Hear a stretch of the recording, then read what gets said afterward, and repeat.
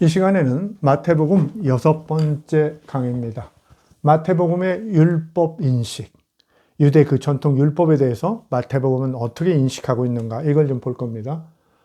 바울 마가복음과의 비교, 이런 그 부제를 좀 다뤄봤습니다.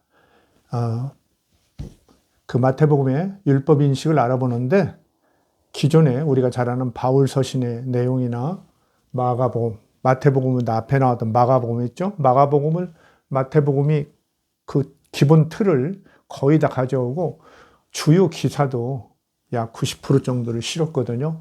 물론 이렇게 변경은 시키고 변화를 넣고 뭐 윤색도 그랬지만은 대부분을 이렇게 존중하면서 가져왔기 때문에 이렇게 비교 분석을 해보면 우리가 마태복음이 어느 자리에 서 있는가, 어떤 위치에 서 있는가, 이런 걸 좀 알 수 있죠. 지난 시간에는 마태복음 5번째 강의가 이제 산상수훈이었는데, 우리가 바로 마태복음 5장을 보면은 바로 5장 처음부터가 이제 산상수훈이고, 그것이 끝나면 바로 율법 문제가 얘기돼요. 지난 강의에도 말씀드렸지만 이것은 마치 모세가, 그렇죠?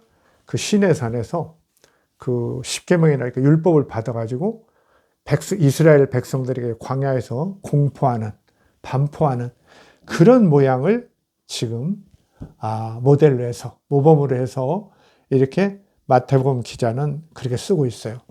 그러니까 예수님이 새로운 시대를 여는 걸 이렇게 이제 모세가 광야에서 그 십계명과 율법을 봐서 반포하는 그런 내용과 이렇게 비교하면서 이렇게 반포하는 겁니다.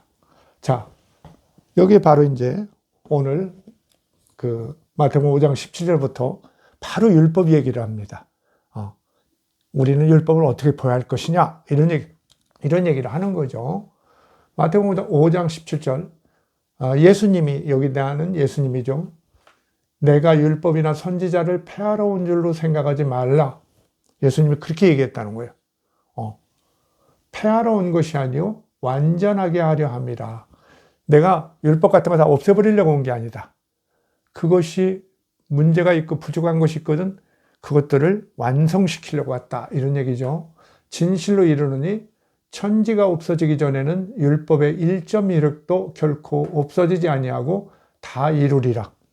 어떻겠어요? 이 마태복음을 믿는, 따르는 그 공동체, 우리가 이제 마태 신앙 공동체라고, 아무래도 그 옛날의 시리아죠. 그 안디옥이라는 큰 도시죠. 과거에 그 수도도 했고 그랬는데, 그 안디옥에 있었다고 보이는 이제 마태 신앙 공동체에 주로 유대인들을 대상으로 이렇게 지금 말해지고 있거든요. 유대인들로 구성된 마태 신앙 공동체 말하기 때문에 율법에 대해서 이제 정말 아다르고 어다르다고, 우리가 이제 나중에 보면 알지만 바울은 주로 이방인들에게 얘기를 하잖아요. 그렇기 때문에 율법에 대해서 같은 말을 해도, 그렇죠? 조금 비판적인 그런 내용을 본의 아니게 말하는 경우가 많아요. 그런데 이제 이 마태복음의 기자는 유대인들을 대상으로 하니까 정말 아다르고 어다르다고, 이제 율법을 그대로 우리는 믿을 수는 없지만, 이런 얘기죠. 그러나 그렇다고 율법의 그 기본 전통이나 정신을 부정하는 건 아닙니다. 이렇게 하면서 이제 부드럽게 얘기하죠. 더군다나 이 구절 어때요? 진실로 진실로 이르노니 천지가 없어지기 전에는 율법의 1.1획도 결코 없어지지 아니하고 다 이루리라. 이 말 듣는 유대인들 어떻겠어요? 기분이.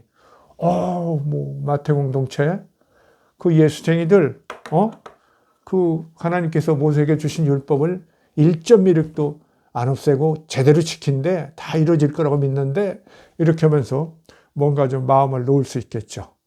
그런 지금 상황을 반영하고 있어요. 근데 바울은 이런 얘기 안 했죠. 바울이 이제 나중에 보면 알겠지만은 뭐 로마서나 가라디아서 이런 데 보면 이런 얘기 안 해요. 1.1획도 없어지지 않는다. 물론 완전하게 세우려고 한다, 이런 얘기는 하지만은, 바울도 그렇게 얘기하지만은 이런 얘기를 안 해요. 그 이제 이방인들한테, 그렇죠? 우리가 이제 통상 헬라인이라고 하는 이방인들한테 얘기하면서 유대 율법의 1.1획도 결코 없어지지 아니하고 다 이루리라, 이런 식으로 얘기하면 어떻게 되겠어요? 그 사람들이 뭐야? 그럼 율법 다 지켜야 되는 거 아니야? 뭐 이렇게 생각하는 거죠. 근데 바울은 그게 아니죠. 율법은 이제 앞시대에 주어진 건데 부족한 거다. 부족한 거야.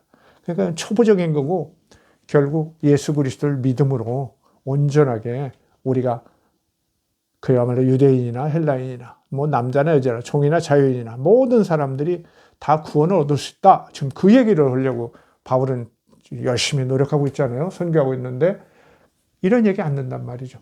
어쨌든 마태복음은 율법의 1.1도 결코 없어지지 아니하고 다 이르리라 이렇게 함으로써 그 유대계 그리스도인들 바울하고는 조금 이렇게 결이 다르죠.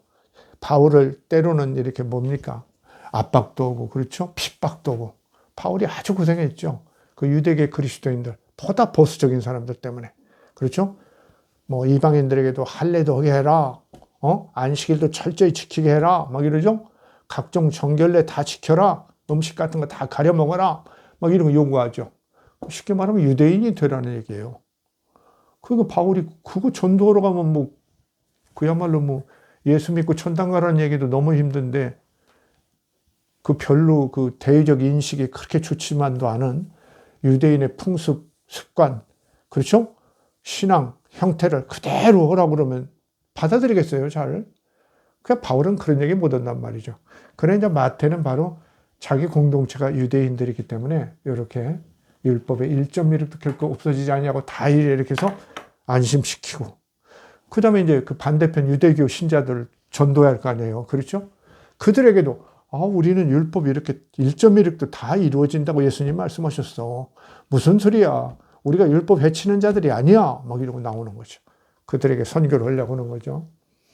누구든지 이 계명 중에 지극히 작은 것 하나라도 버리고 그같이 사람을 가르치는 자는 천국에서 지극히 작다 일컬음을 받을 것이요.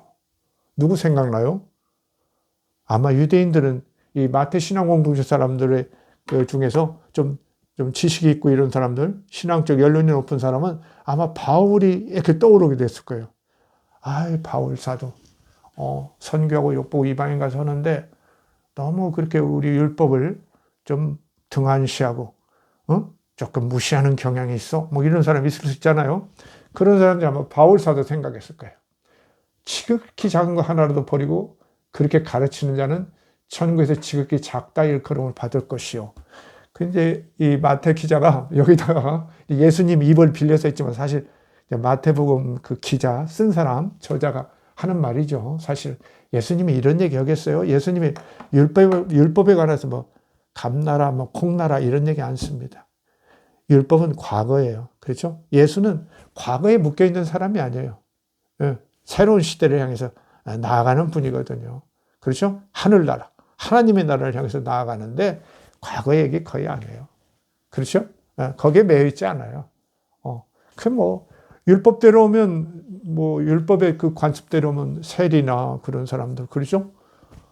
그런, 혈루병 걸린 여자, 그렇죠? 창기, 이런 사람들, 각종 죄인이라고 낙인 찍힌 사람들하고 같이 할 수 있나요? 같이 할 수 없죠. 예수님은 그런 게 아니라는 거죠.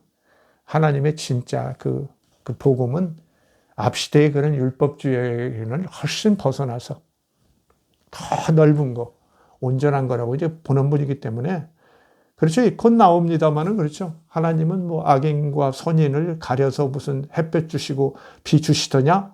이렇게 나오는 분이에요. 원수도 사랑하라고 나오는 분이에요. 그 예수의 그 비전은 앞을 향해서 가는 거예요.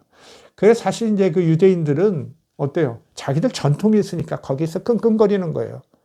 그런 면에서 이제 바울이 가지는 어떤 선각자로서의 자세가 대단하고 용기가 대단한 거죠. 우리가 그걸 좀 알아줘야 돼요. 최근의 학자들 중에는 이렇게 예수는 이제 논의를 하고 바울에 대해서 이렇게 지나치게 그렇게 발전적으로 나아가는 그런 거에 대해서 전통을 존중해야 하는 것이 아닌가? 유대인들의 그런 요구도 마땅한 거 아닌가 하는데 새로운 종교운동이라는 것은 비전을 향해서 나가야 하는 거죠. 걸음을 앞으로 뛰는 거예요. 그렇죠? 두려운 발걸음을 앞으로 뛰는 거. 그게 바울이 한 일이거든요. 우리는 그걸로 평가해야지 유대적 전통 이런 것들이 가지는 의미 이런 거 자꾸 찾아서 거기다 달라붙이면 그야말로 껌 붙여서 일어나지 못하게 하는 거죠. 그렇게 하는 건 곤란하다고 생각해요. 자, 어쨌든 이제 마태복음 기자는 자기 공동체도 있고, 그 다음에 이제 저쪽 유대인들, 유대교를 잘 믿고 있는 그 사람들도 선교해야 하기 때문에, 우리 이렇게 철저히 지킨다. 작은 거 하나라도 잘못 가르치고 행하지 않으면 천국에서 지극히 작다 일컬음을 받을 것이요.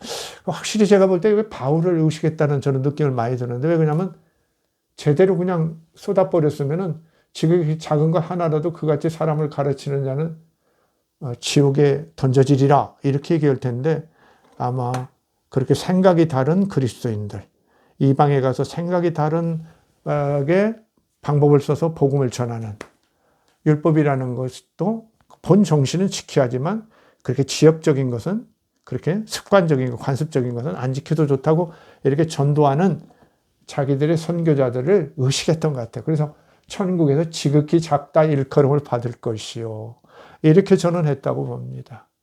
여기 바울이 떠올라요. 이 사람, 그 마태복음 기자가 그 유대 우선주의자인 것 같이 보이지만은 그렇지만도 않아요. 또 보편성을 잘 받아들이는 사람이에요. 예. 근데 일단은 이제 자기 이 책을 읽을 대상, 선교의 대상이 유대인이기 때문에 유대인들 이제 기분 맞춰주는 그런 면이 있죠. 우선적인 면이 있고, 역사 자체가 또 그렇잖아요. 예수님이 유대인들 전도하다가 이방인들 자꾸 만나서 전도하게 되고 이렇게 하니까, 그 다음에 또 뭐 제자들도 그렇게 되어가는 거고요. 그걸 반영해 주는 거죠.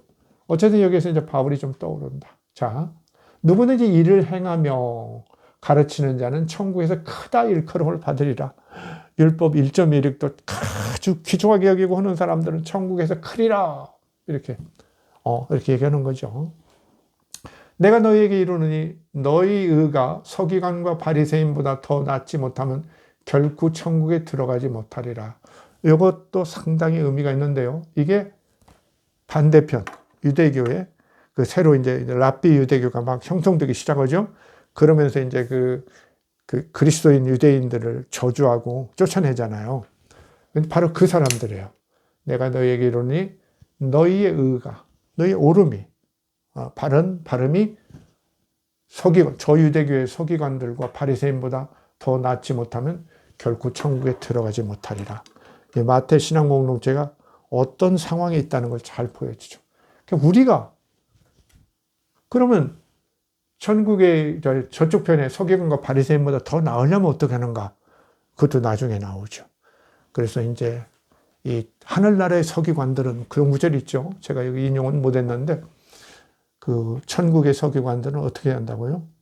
옛 것과 새 것을 그냥 잘 가져와서 능수능란하게 써야 한다. 이게 복음서에 나와요. 그러니까 묘한 구절처럼 보이는데, 사실은 그게 뭐냐면은 저 유대교의 서기관들과 바리새인들은 옛 것, 율법적인 것, 구약, 그것만 가지고 하는데, 우리는 그것뿐만 아니라 예수님의 가르침, 예수님의 그 율법 이상의 가르침, 그것도 잘 가져와서 가르쳐야 한다. 그래야 우리가 하나님 나라, 천국에 들어간다. 마태복음은 하나님 나라라고 잘 안 써. 하나님이라는 말을 이렇게 피하려고 합니다. 거룩한 이름이라고 그래서 천국, 하늘나라라고 그러죠. 천국에 들어가지 못하리라. 자, 이렇게 얘기를 하고 보세요. 예수님이 어떻게 율법을 변형시키고 발전시켰나. 그걸 몇 가지 사례를 이렇게 또 보여주죠. 21절. 옛사람에게 말한 바 살인하지 말라. 십계명 같은 그런 거죠. 율법. 구약시대에 나오는 율법. 옛사람에게 말한 바 살인하지 말라. 누구든지 살인하면 심판을 받게 되리라. 뭐 당연한 얘기죠. 하였다는 것을 너희는 들었으나 나는 너희에게 이르노니, 잘 보세요. 예수님이 그래요. 나는 너희에게 이르노니, 그거 살인하지 말라. 계명이 있는 거 다 안다. 그런데 나는 너희에게 이르노니 형제에게 노하는 자마다 심판을 받게 되고 형제를 향하여 나가라고 하는 자는 공회에 잡혀가게 되고 미련한 놈이라 하는 자는 지옥불에 들어가리라. 나는 그야말로 물리적으로, 육체적으로 사람을 죽이는 거, 살인하지 말라, 심판받는다. 당연히 나도 믿는다. 그 율법에 있는 거고 십계명에 있는 거고. 그러나 나는 너에게 더 보탠다. 그것뿐만 아니라 형제에게 노하거나 막 노해서 막 퍼붓는 거나 화를 내는 거, 이런 사람도 심판을 받는다는 거예요. 그렇죠? 형제를 향하여 나아가 막 바보 뭐 그런 정도 되는 것 같아요. 욕이라고 그래요. 욕을 하거나 형제를 향해서 욕을 하고. 이게 뭐 친형제도 되고 믿음의 형제도 되겠죠. 이제 마태 신앙 공동체를 볼 때는 그건 형제들 보고 뭐 이웃을 보고 뭐 욕하고 그것도 공경에 잡혀가게 되고 미련한 놈이라 하는 자는 지옥불에 들어가게 되리라. 여기서 중요한 것은 살인하지 말라는 그 계명인데 그 십계명이랄지 그 이제 그 앞에 보면 내위기랄지 이런데 출애굽기랄지 이런데 보면 많은 율법 그 계명들이 있잖아요. 그것들을 보면 거기서 뭐 형제에게 저렇게 뭐 마음에 뭐 노를 품었다거나 이런 것까지 얘기하는 거 없거든요. 그렇죠? 이렇게 욕하고 이런 거.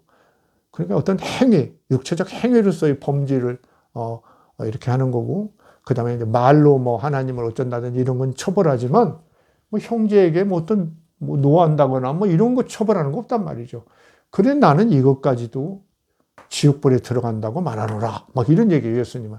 이건 뭐냐면 예수님은 율법의 어떤 근본 정신을 강화하고 있어요.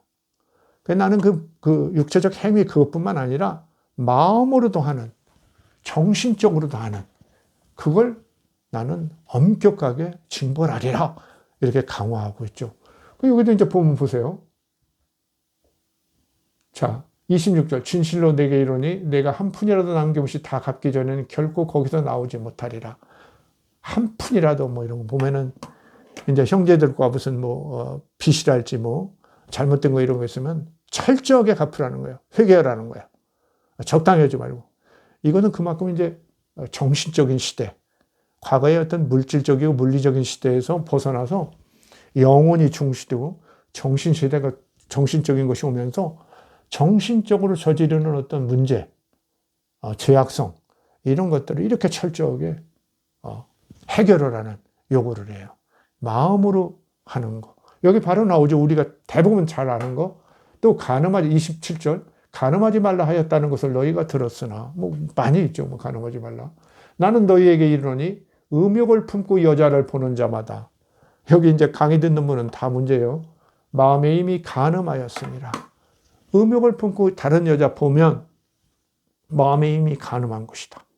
마음이 한 것을 죄악으로 봐요. 근데 이것이 예수님 너무한 거 아니야? 뭐 이렇게 생각할 수 있죠. 근데 이게 이렇게 그리스도교에서만 이런 게 아니에요, 사실은.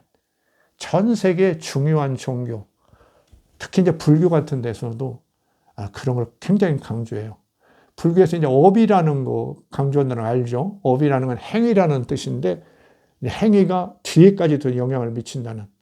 원래 불교에서 업을 더 중시한 거냐? 그건 아니라고 보이는데 보다 이제 전통적인 것에서 생겨났다고 보이는데 불교에서 석가모니 부처님은 약간 업의 어떤 성격을 조금 약화시켜요. 왜 그러냐면 이제 석가모니 부처님도 이제 바울이 예수 믿고 천당 가는 것처럼 이 땅에서 수행을 하면 제대로 수행을 하면 그런 업 그런 것들을 극복할 수 있다고 보는 편이거든요. 그래서 수행을 하면은 모두가 부처가 됐다고 할 수 있다고 보는 게 이제 불교인데 그런 가르침을 하시기 때문에 그러기는 하는데 역시 이제 불교에서도 업을 그래도 이런 업만은 이렇게 무시하거나 없었던 걸로 할 수 없다는 것이 하나 있는데 그것은 의도적으로 한 거예요. 의지를 가지고 의도적으로 남을 해하려고 한 거. 그러니까 마음에서 뭔가 의도적으로 뭐 나쁜 일을 하려고 하거나 이런 것들은 그것은 죄값을 받는다. 불교에서도 업을 그렇게 중시하지 초기에 그래요. 나중에는 이제 업을 자꾸 중시해 가지만은 초기 불교에서는 업을 그렇게 중시하지 않는데 그러나 부처님도 의지를 가지고 의도적으로 나쁜 짓을 한 거 그것만은 이제 벌을 받는다. 이렇게 이제 선포를 하고 다니시죠. 진짜 그렇게 생각하신 건지 그야말로 방편으로 하신 건지 그건 또 깊이 연구해야 할 만한 것인데 그 부처님은 방편을 많이 말씀하시니까요. 그런 거 있는데 일단 이 시대가 이런 기원전한 우리가 뭐 한 8세기 이래 우리가 뭐 추구 시대 뭐 이런 얘기를 하는데 고대에서 중세로 큰 전환이 이루어지면서 사람들이 이제 자아의식을 갖게 됐거든요. 개인이라는 것의 가치를 의식하고 막 생산성도 올라가고 세금도 많이 내고 막 군대도 가고 가서 죽어야 하고 막 이러죠.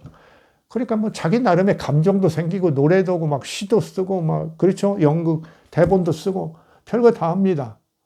그렇잖아요. 이렇게 되니까 자아의식이 생기고 내 속에는 뭔가 대단한 것이 있다는 그런 의식들이 생기죠. 그런 것들이 이제 영혼이랄지 이런 거죠. 아트만. 그렇죠? 인도에서 아트만이라고 그러죠.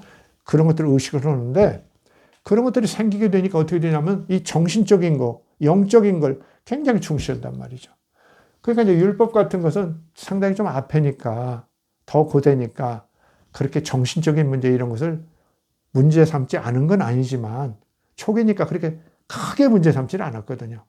그런데 이때 예수님 때 오면은 이렇게 정신적인 문제, 아까 이제 부처님이 업에서도 어떤 의지를 가진 의도적인 그런 행위, 이런 것은 꼭 대가를 물을 것이다. 이렇게 말씀하시는 것처럼 사람들이 이렇게 정신적이고 영적으로 뭔가를 하는 것에 대해서 굉장히 의미를 부여하고 거기에 어떤 책임도 있다고 생각하고 이런 것들이 인간의 어떤 그 뭐 윤리나 도덕성의 발전에 크게 기여하는 거죠. 그렇죠? 그러다 보니까 이제 큰 종교도 또 막 체계화되고 그렇죠. 세계적인 종교가 고대 말에서 이제 중세로의 막 전환, 그 전환기에 전 세계 종교, 뭐 유교도 그렇고, 유교도 그렇고, 그렇죠? 불교 말할 거 없죠. 뭐 도교 같은 것도 또 뭐 그런 면도 있고, 그리스도교, 뭐 유대교도 물론 그렇지만 이제 더 적극적인 그리스도교 이런 게 이제 형성되죠. 형성됩니다. 그러면서 이렇게 정신적인 것을 강화하는 것이 있다. 우리가 이걸 꼭 좀 알았으면 좋겠어요.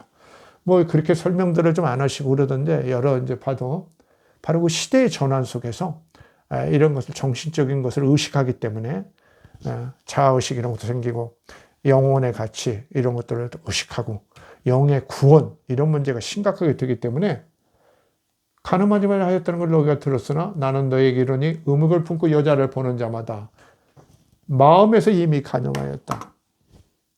네 정신이 너를 주장하는 정신이 이제 그리스 철학 같은 데 어때요?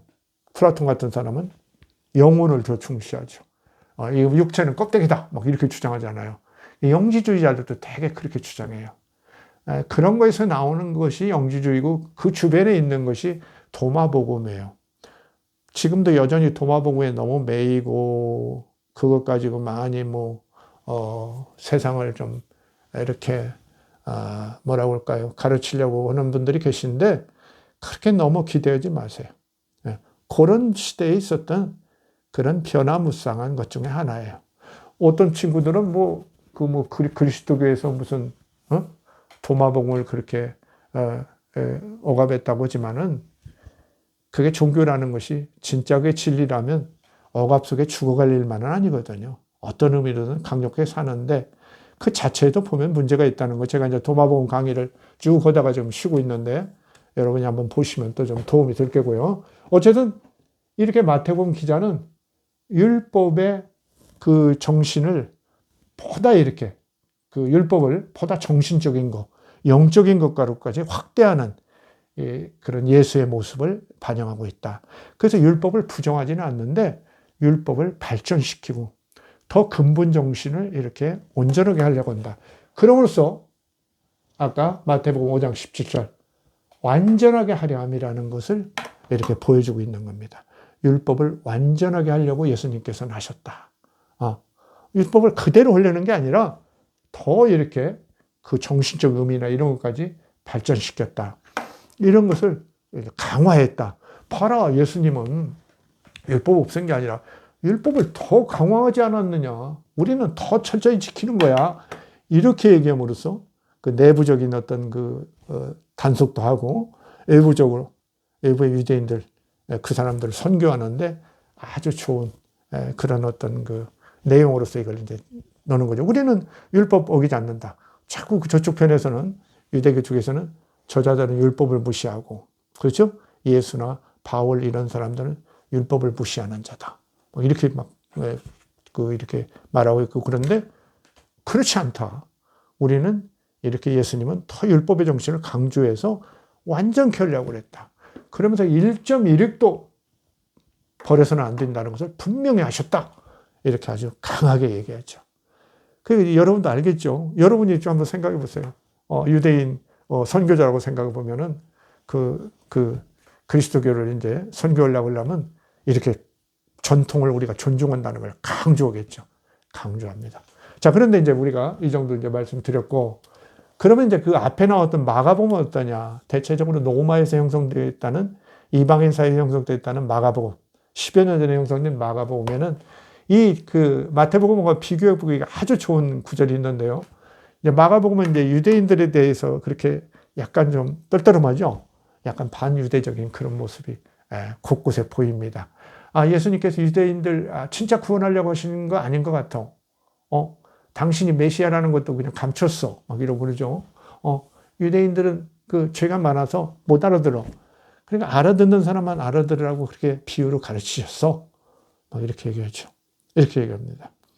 그러면서 예수님께서 율법을 넘어서는 그런 행위, 이런 것을 한 것을 곳곳에 얘기하죠. 예를 들면 뭐 안식일에 막 병자들 고치는 거, 물론 뭐 유대교 안에서도 그걸 주장하는 사람도 꽤 있었지만은 예수님 적극적으로 말씀하시고 행동하고, 그다음에 뭐 배고픈 사람이 뭐 제자들이 곡식 따먹은 거, 훑어먹은 거 안식일 날, 야 굶어 죽는데 그럼 안식일이라고 그러면 굶어 죽니? 막 이런 식으로 나오는 거죠. 과거 그 뭡니까? 다윗도 그랬다. 막 이러고 그러죠. 제사장들은 안식일 날도 다 일 다 하잖아. 막 이러고 하면서 내 제자들도 나의 일을 하는 건데, 하나님의 일을 하는 건데 그럴 수 있는 거지. 이런 논리를 이제 마가복음에 논리고, 그게 이제 물론 마태복음에도 와 있어요. 근데 여기 이제 마가복음에는 얘기했는데 마태복음에서는 말하지 않은, 말은 했는데 결정적에서 빼고 말하는 것이 있어요. 어때요? 우리가 그런 거 있죠. 어떤 사람이 무슨 말을 했는데 그 전하라고 그러는데 전화를 하다 보니까 너무 상대방에게 너무 그냥 기분이 나쁠 내용이 있어요. 그러면 한 90%만 전하다가 그 알맹이는 살짝 빼고 전하는 경우가 있죠. 그건 지혜일 수가 있어요. 그죠? 지혜일 수가. 그렇잖아요. 뭐 그 친구가 뭐라고 돼? 그러니까 그냥 고주할매주할 그 친구 흉보고까지 다 얘기하면 되겠어요? 대충 그냥 좋은 얘기하고, 나중에 만나서 얘기하지. 이런 줄로 끝내는 게 지혜로운 사람이지, 너한테 뭐라고 돼? 나쁜 놈이라고 그러대? 뭐, 그까지 전할 일은 없죠. 마치 이제 마가복음을 전하는데 많은 윤색이나 이런 거 있지만 덜어는 이렇게 빼버리거든요. 완전히 물론 뺀 것도 있지만 많이 빼지는 않아요. 이 마가복음의 내용을 많이 존중하는데 어떤 내용은 살짝 뺐단 말이에요. 마태복음에. 바로 율법과 관계된 것을 마태복음에 이렇게 편집하는 것을 이제 보여주는 좋은 기사가 하나 있는데요. 그것은 마가복음 7장 1절부터 나오는 기사예요. 마가복음 7장 1절. 뭐 기니까 여기서 다 얘기는 못하지만 이제 제자들이 어떤 오늘 집에 가는데 어때요? 그 바리새인들 뭐 이런 사람들이 왜 당신 제자들은 손을 안 씻고 음식을 먹느냐? 막 이러죠. 그러니까 예수님이 말씀하시죠. 야, 너희들은 뭐 손은 잘 씻는데 마음속에는 더러운 것만 많이 갖고 있어서 남 욕하고 남한테 나쁜 거, 쉽게 말하면 예수님을 함정에 빠뜨리려고 죽이려고 그런 생각만 하고 있지 않느냐. 그 우리 제자들이 배고파서 뭐 손 좀 안 씻었다고 그게 무슨 성경책에 사실 구약 성경에 나오냐 뭐 이런 거죠. 그러나 유대는 이제 그 전통적 율법이라는 것도 있거든요. 구전율법. 이제 성경에 쓰여 있는 율법 외에 구전율법을 바리새인들은 믿거든요. 그러니까 이제 그 유대인의 어떤 전통 율법에 하면, 구전율법에 하면 음식을 먹기 전에 반드시 손을 씻고 먹는다, 그런 게 있었던 거죠. 사실 좋은 전통이죠. 존중을 만드는데 어쨌든 제자들이 뭐 급하게 먹느라고 그냥 먹었던 것 같아요. 막 그걸 막 트집 잡아요. 그 예수님이 그 왜 사소한 것 가지고 그러냐.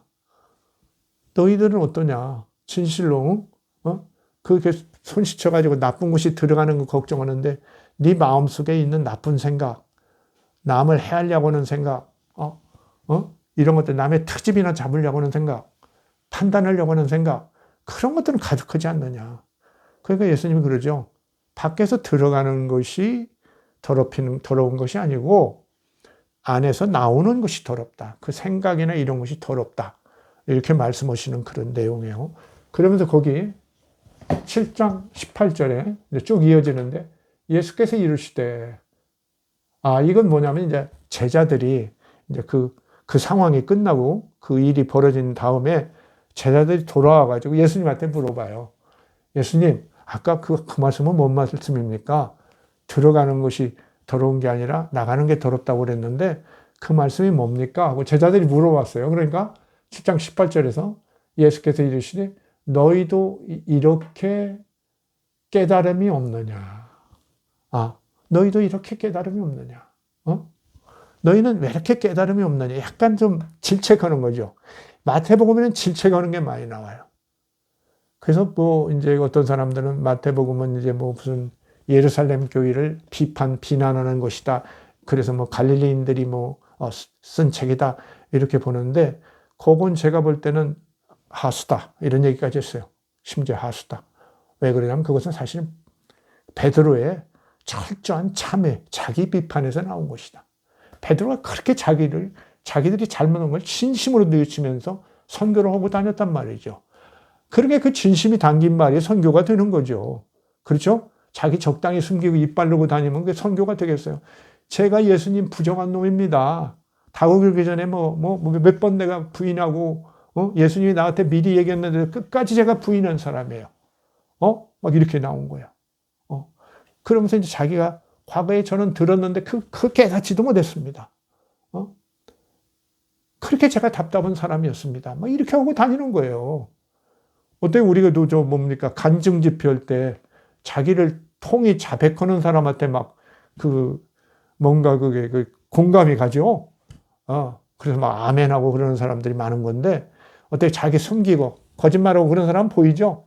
좋은 얘기만 하고 뭐든지 다 잘 됐대. 자랑으로 나오는 사람도 있어. 그거 감동이 안 되죠. 그냥 한쪽으로 부럽기도 하면서 또 어때요? 뭐야 자랑하러 온 거야? 근데 하나님 왜 나는 안 도와주시지? 이런 생각도 나는 거죠. 저 베드로가 막 그렇게 통해오고 자백했단 말이죠. 그러니까 이런 얘기가 나오는 거예요. 그걸 전한 거예요. 마가가. 너희도 이렇게 깨달음이 없느냐? 아까 그 바리새인이나 서기관들 그 사람들도 답답했지만 너희도 그거 모르냐? 이런 얘기예요. 무엇이든지 밖에서 들어가는 것이 능히 사람을 더럽게 하지 못함을 알지 못하느냐? 이는 마음으로 들어가지 아니하고 배로 들어가 뒤로 나갑니다. 음식이 뭐냐? 배로 이렇게 들어가서 뒤로 대변이 돼서 나가고 소변이 돼서 나간다는 얘기예요. 그거 아니냐? 그런 얘기예요. 근데 그것이 뭐 그렇게 깨끗하고 더러운 것 따지냐? 유대인들은 그거 되게 따지잖아요. 먹어서 되는 음식, 안 되는 음식 되게 따지죠. 근데 그게 그렇게 중요한 거냐? 사실 정말 더러운 건 뭐냐? 마음속에서 악한 생각하고 남을 해치려고 하고 그런 게 더러운 거다는 거죠. 그래서 여기 아주 놀라운 것 예수님이 이거 예수님 말씀 맞다고 봐요. 많은 학자들도. 이러므로 모든 음식물은 깨끗하다 하시니라. 이거 대선언해요. 유대인들은 음식물에 부정한 거, 정결한 것이 있다고 분명히 얘기하는데 예수님이 이렇게 선포를 해버렸어요. 모든 음식물은 깨끗하다. 먹어도 돼, 다. 독이 없는 거, 먹고 죽지 않는 거, 그런 거 먹어도 돼. 모든 음식은 다 깨끗해. 돼지고기 유대인들은 안 먹잖아요. 그렇죠? 이방인들은 돼지고기 잘 먹잖아요. 모든 음식물은 다 깨끗해. 들어가는 건 문제 없어. 소화 잘 되고 잘 되면 돼. 걱정 말고 먹어. 예수님이 이렇게 선포를 했어요. 그런데 이렇게 선포를 했어요. 마가복음이 과감하게. 마가복음이 이제 유대 율법을 건드린 거예요, 사실. 그렇죠? 그 건드린 걸 어떻게 알겠냐? 이 마태복음 15장 1절에서 20절에 이게 쭉 나와요.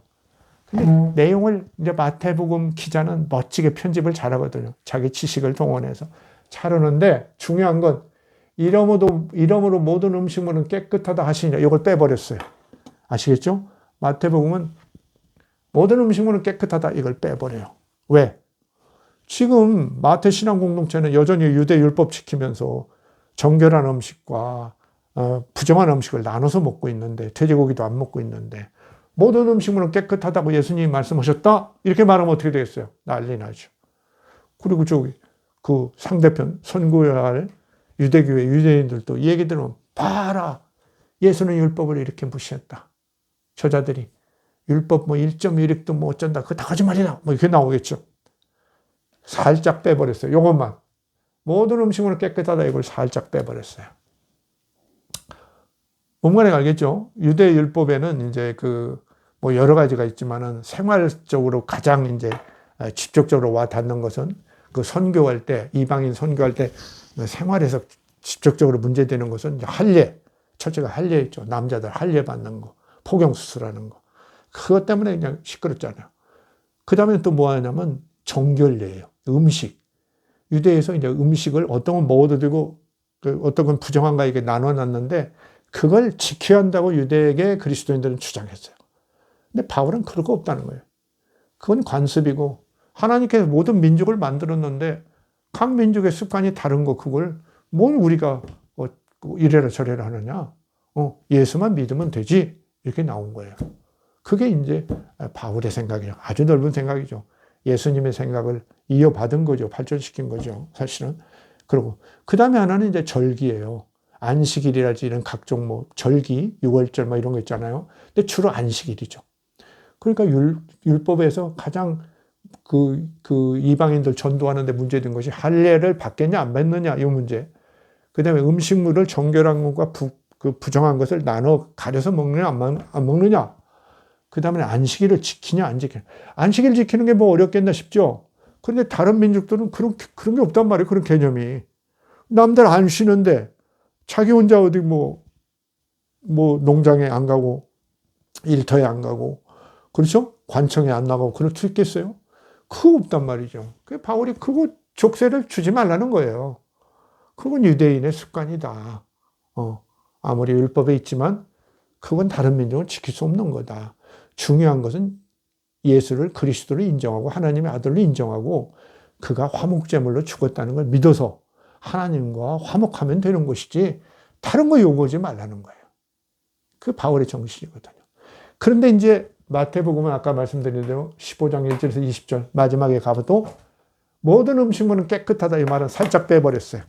이거 놓다가는 바로 이 정결례, 이 정결례에 아주 걸려가지고 큰 사단이 날 일이죠.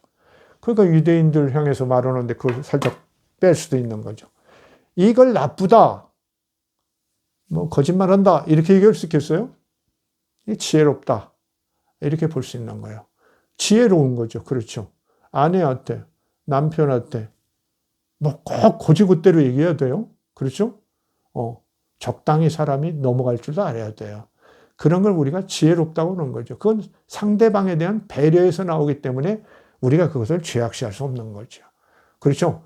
나의 이익만을 위해서 그런 거라면 그게 문제가 될 수도 있겠지만 상대를 배려해서 우리의 공동체를 배려해서 그렇죠?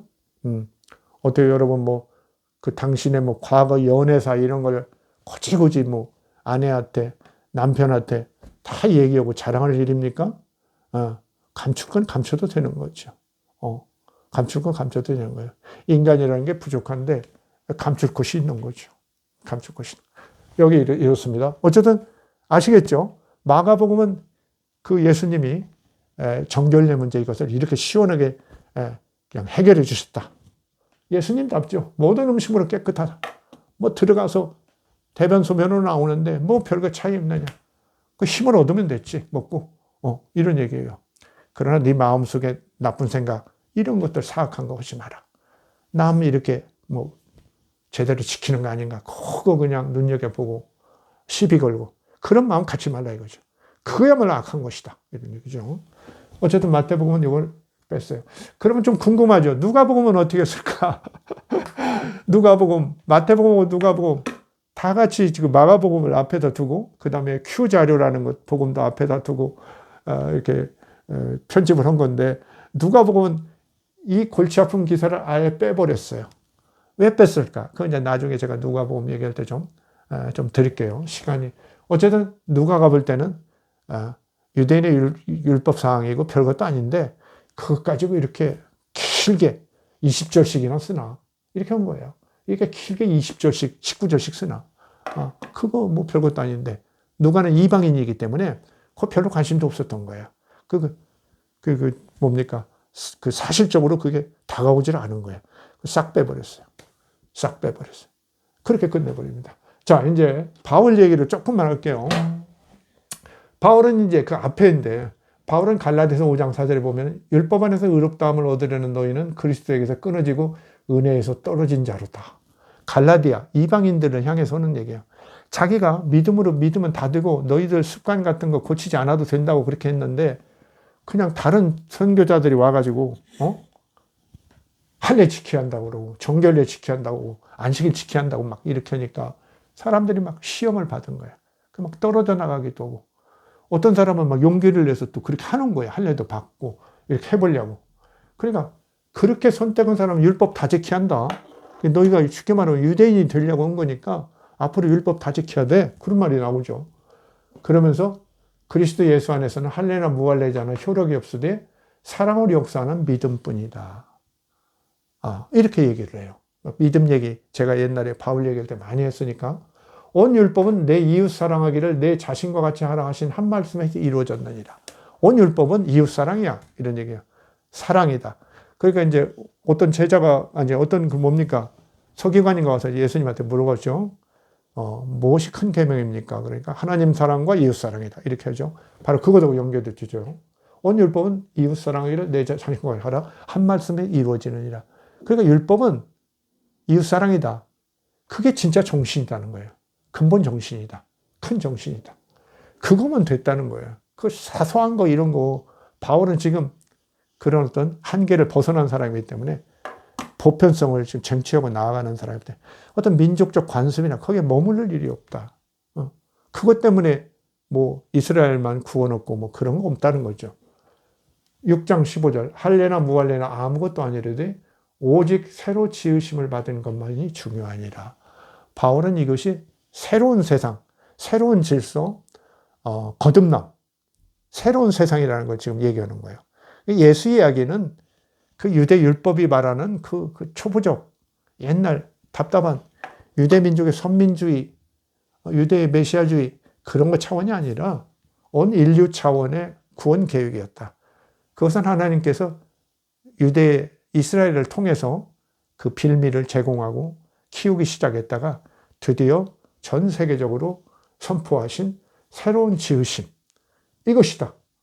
할례나 무할례자는 아무것도 아니다. 그래서 오직 새로 지으심을 받은 것만. 이 말을 마태 신앙 공동체한테 하면 어떻게 되겠어요? 바울이 혹시 와가지고 지나가다가 그 마태 신앙 공동체 이걸 선포하면 사실은 바울이 옛날에 와서 했을 수도 있어요. 왜 그러냐면 그 안디옥의 그 교인은 바울하고 베드로하고 거기서 만나서 싸운 적도 있죠. 다툰 적도 있어요. 바로 그 음식의 이 정결함을 가지고 이 정결례 문제를 다퉜잖아요. 우리가 잘 알죠? 그러니까 이미 바울이 그런 거 얘기했다는 걸 안디옥에 있는 마태 신앙공동체는 알았을 가능성이 매우 높은 거예요. 제가 아까 말씀드렸죠.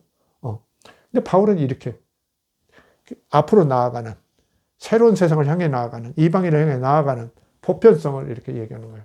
근데 이렇게 마태복음은 이렇게까지는 얘기할 수는 없는 거예요. 그러나 마태와 바울의 정신은 어떠냐? 이건 또 다른 문제예요.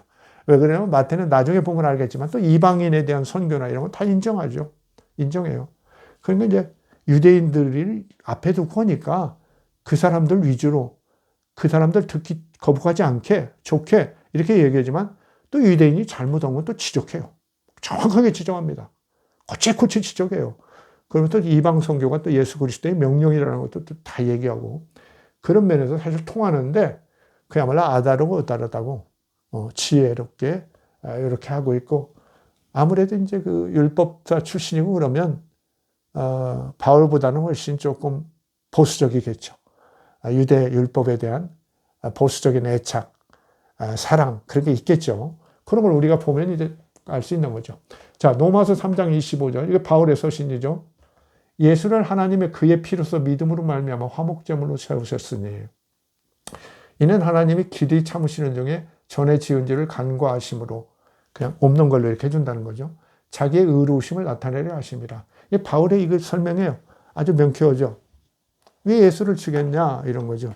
하나님이 인간의 죄를 용서를 하는데 용서할 방법이 없어. 인간들이 계속 죄를 짓고 그냥 더 사탄에게 벌써 죄의 세계에 묻혀 있으니까 어떻게 하나님께서 죄 없는 자기 아들을 보내가지고 죄 없는 아들을 죽여서 이사야에서 나오는 그 고난받는 종의 노래에 나오는 그 인물처럼 이렇게 죄 없는 자를 죽여서 죄값을 청산해 버렸다는 한마디로. 하나님이 청산한 거예요. 인간이 청산한 게 아니라. 요 그리스도교를 세운 이 갈릴리 사람들 대단해요. 대단해요. 하나님이 답답해서 아들을 죽여서 문제를 해결해서 우리를 구원했어. 이런 그야말로 대담한 논리를 피죠. 제가 나중에 한번 이제 성찰이랄지 이런 거에서 조금 중국이랄지 이런 인도랄지 좀 세계적인 것을 같이 해서 한번 조금 판을 좀 이렇게 펼칠 때가 있을 텐데, 어쨌든 우리는 좀 아주 이 사람들은 엉뚱한 얘기예요. 이게 인간들이 왜 이렇게 생겨먹었어? 이렇게 할 수 있는데, 그래서 이제 그 정통 유대교인들이 싫어하는 거예요. 어떻게 이런 논리를 갖고 있냐 이거야. 그 지존 유일신이 그 정말 벌레 같은 인간들을 위해서 자기 아들을 죽여서 구원했다는 이런, 그야말로 어때요 이거? 그야말로 정말 뭡니까 이거? 오만방자하고 대단한 얘기를 이렇게 퍼뜨리고 다니는 저 엉뚱한 인간들 어떻게 하겠어요? 저주했죠. 저주했어요. 그래서 저자들은 거짓말쟁이들이고 뭐 이렇다. 예수는 거짓 선지자다. 이렇게 저주하고 그런 거죠. 근데 이게 새로운 시대를 위한 발상이에요. 발상이에요. 그렇죠? 우리가 뭐 AI, AGI 뭐 이런 얘기 요새 많이 듣죠? 지난 시간에 언뜻 좀 얘기했습니다만 지금 세상이 막 새롭게 바뀌어져요. 어떤 것이 지금 다가올지 좀 두렵기도 하죠. 인간이라는 그렇게, 인간의 이 돈이라는 것이 그렇게 사람의 어떤 뭐를 많이 근본적으로 바꿔놓을 수 있는 그런 잠재력을 지닌 그런 거예요. 대단한 거죠. 대단한 겁니다. 자, 그건 그렇고, 자, 이거 이제 바울은 그 다음에 초기 그리스도인들 이렇게 믿는 거예요. 하나님이 화목제물을 주셨다. 인간은 죄가 너무 많기 때문에 하나님은 어떻게 같이 할 수가 없어. 그럼 어떻게 돼야 돼? 그 더러운 걸 닦아내야 하는데 어떻게 해야 돼? 깨끗한 걸로 닦아내야지. 더러운 물로 닦아낼 수는 없잖아요. 더러운 손으로. 그렇죠? 우리가 어때요? 그릇 닦을 때 더러운 물로 닦으면 돼요? 대충 그냥 남 안 본다고? 깨끗한 물로 닦아야 더러운 옷이 깨끗해지죠. 그것처럼 생각을 한 거예요. 단순하게. 그래서 죄 없는 하나님의 아들이 우리를 사랑해서 와서 대신 죽었다. 이 놀라운 하나님의 사랑 뭐 이러는 거죠. 근데 우리가 하나님의 사랑을 이렇게 막 칭송하고 이러는 동안에 사실 하나님은 어때요? 완전히 바보 같은 손해보는 장사를 한 거죠. 그렇죠? 그건 뭡니까? 탕자의 비유에 나오는 아버지. 그렇죠? 아들놈이 나쁜 짓 하고 돈 다 쓰고 별짓 다 하고 왔는데 아버지는 맨날 기다리다가 또 오니까 쫓아가가지고 비단 옷 입히고 송아지 잡아서 잔치하는 어처구니 없는 아버지. 이 사람들이 이제 그런 아버지를 만들어 놓고 하나님을 만들어 놓고 초기 그리스도인들이 막 칭찬하는 거예요. 이야, 이 지극한 끝이 없는 하나님의 사랑 막 이러고 오는 거죠. 그 하나님을 정말 올내고 달랜 거예요, 사실은. 그게 진실입니다, 사실은. 진실이에요. 우리가 그것도 인정해야 돼요. 자, 어쨌든. 그러므로 사람이 의롭다 하심을 얻는 것은 율법의 행위에 있지 않고 믿음으로 되는 줄 우리가 인정하느라. 율법 지켜가지고는 도대체 그것 의인이 될 수도 없고 하나님과 하나 될 수 없어. 그걸로는. 지켜봐서 알잖아. 의인은 없나니 하나도 없다고 다 성경에 다 나오고. 그럼 우리는 어떻게 그냥 저분이 저렇게 깨끗한 분이 아무 죄가 없는 분이 죽었는데 뭐 이유가 없어. 그냥 우리 때문에 죽었다고 볼 수밖에 없고 그것은 하나님의 계획이었구나. 이걸 우리가 발견했어. 이러는 거야. 그 바울이 그런 얘기죠. 숨겨진 하나님의 계획이다. 그 얘기예요, 사실은. 바울이 그런 얘기를 하는 거예요. 그 율법의 행위에 있지 않고 믿음으로 된다는 건 이런 얘기예요. 그래 우리가 율법으로 구원했냐, 뭐 행위로 구원했냐, 뭐 믿음으로 구원했냐 이렇게 물어보는 것은 진짜 초짜들이에요, 초짜들. 그 교회에서 가끔 그런 거 하죠. 그 믿음이라는 그런 거예요. 그 새로운 모든 세상을 만들어내기 위한 정말 엉뚱한 방법론이에요. 그러니까 전혀 이상한 일이 벌어져 있다는 믿음으로부터 사실은 그걸 추구하게 되죠. 추구하게 되고 그래요. 과학이라는 것도 그런 것이 많거든요. 엉뚱한 생각을 하면서 따져다 보면은 그게 뭔가 법칙도 나오고 원리도 나오고 그런 수가 많죠. 하나님은 다만 유대인의 하나님이시냐 또한 이방인의 하나님은 아니시냐 진실로 이방인의 하나님도 되시느냐 말할 것 없죠. 다 창조주인데 모든 사람을 다 만들어놨는데 이렇게 되는 거죠. 그리고 다 믿는데 지금 그 이방인들이 다 하나님 아버지라고 믿는데 어떨 것이냐. 할례자도 무할례자도 로마서 3장 30절 믿음으로 말미암아 의롭다 하실 하나님은 한 분이시니라. 그런지 우리가 믿음으로 말미암아 율법을 파기하느냐. 이 바울이 묘하게 좀 바울도 마태복음하고 비슷한 논조를 가지고 오는데 그런지 우리가 믿음으로 말미암아 율법을 파기하느냐. 예수님 믿는다고 해서 율법이 아무 쓸데없다고 그러느냐. 그럴 수 없다. 도리어 율법을 굳게 세우느니라. 굳게 세운다는 게 튼튼하게 세운다는 뜻보다는 온전하게 세운다는 뜻을 보는 게 좋죠. 그렇죠? 율법을 제대로 세운다. 제대로. 굳게 세운다는 게 굳게 세운다는 게 무조건 아무렇게나 빳빳하게 세운다는 것보다는 그렇죠? 온전하게. 어떤 게 온전하냐? 하나님 사랑하고 이웃 사랑. 온 율법은 사랑이라고 그랬는데 하나님께서 사랑을 인간에게 완전히 실현하기 위해서 자기 아들까지 보냈어요. 그 율법도 사랑이고 그렇죠? 온 율법 사랑이라고 그랬죠? 하나님 우리 인간을 구원하려고 예수님 보낸 것도 그것 사랑이고 하나님께서 진짜 자기 아들을 보내는 정말 대희생. 차라리 자기가 죽는 게 낫지 아들을 희생물로 내놓는다는 게 쉬운 일이 아니죠. 그렇게 하셔서 사랑을 완성한 분이야 이런 거예요. 그렇죠? 그 얘기예요 지금. 그것이 율법의 완성이다 이거예요. 요 마태복음 5장 17절에 율법을 완전하게 하려 함이라는 것도 사실은 이런 바울식의 이해를 부정하지는 않아요. 아시겠죠?